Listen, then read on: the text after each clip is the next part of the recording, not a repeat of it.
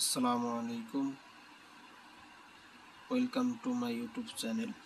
তো আজকে আমাদের লেসন পার্ট হচ্ছে আওয়ার মানি, অর্থাৎ আওয়ারের সাথে যদি ডাইরেক্ট কোনো ভার্ব থাকে তো এগুলো উচ্চারণ কেমন, এগুলোর অর্থ কি দাঁড়ায়। দেখো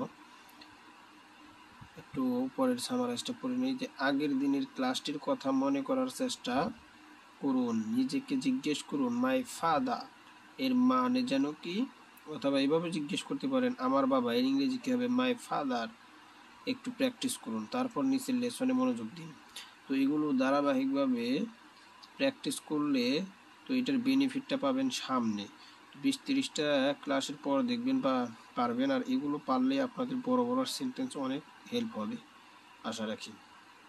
তো এখানে প্রনাউন্সিয়েশনগুলোও দুর্বলদের জন্য বাংলায় দেয়া আছে। তো আওয়ার মানি মিনিং হচ্ছে আমাদের টাকা, আওয়ার ইলনেস আমাদের অসুস্থতা, আওয়ার কান্ট্রি হ্যাঁ, আওয়ার কান্ট্রি।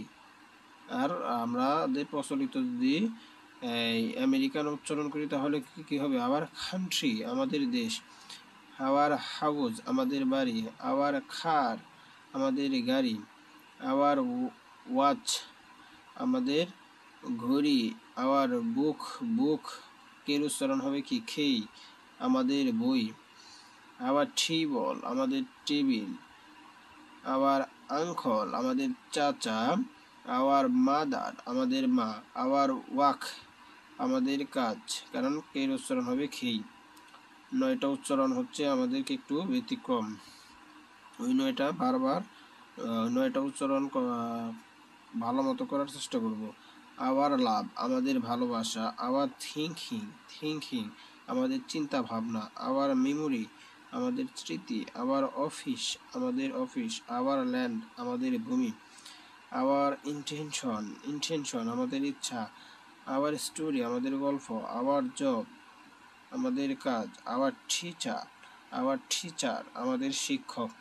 তো এই জায়গা থেকে আমরা তাহলে কি শিখলাম, যে আওয়ার এর সাথে যদি কোনো কিছু ডাইরেক্ট কি চলে আসে, ভার্ব চলে আসে, তো আমাদের বাংলা মিনিং যেভাবে আসে ওইভাবেই কি হয় ইংরেজি হয়, বা ইংরেজি যেভাবে আসে ওইভাবে। যেমন আওয়ার অর্থ আমাদের, আঙ্কেল অর্থ চাচা, তাহলে আওয়ার আঙ্কেল আমাদের চাচা।